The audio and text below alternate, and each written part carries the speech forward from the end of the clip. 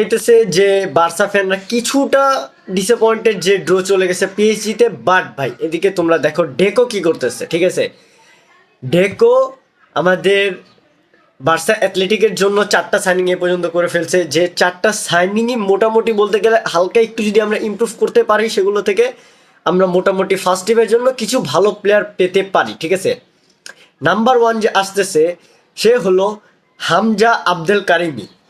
ঠিক আছে, হামজা আব্দুল কারিম যে আসতেছে হলো আমাদের আল আহলি থেকে, ব্রিলিয়ান্ট স্ট্রাইকার। ঠিক আছে, আমরা দেখছি ওয়ার্ল্ড কাপ আন্ডার 17 ওয়ার্ল্ড কাপে সে কিরকম পারফরমেন্স করছে, অ্যাবসলুটলি ব্যাঙ্গার পারফরমেন্স ছিল তার। নাম্বার 2 আসতেছে অজয় তাভারেস, যে আসতেছে হলো নরউইক থেকে, যে খেলতে পারে মিডফিল্ডে, অসাধারণ মিডফিল্ডার, বল প্লেইং মানে তার ক্রিয়েটিভিটি অনেক জোস। দেন আমাদের সাথে আছে সেলি।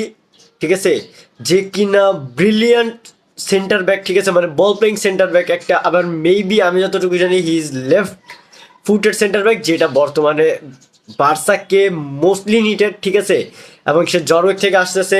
তো আরেকজন আসতেছে, তার নাম হলো প্যাট্রিসিও পাসিফিরো, সে আসতেছে হলো আমাদের ডিফেন্সর স্পোর্টিং থেকে।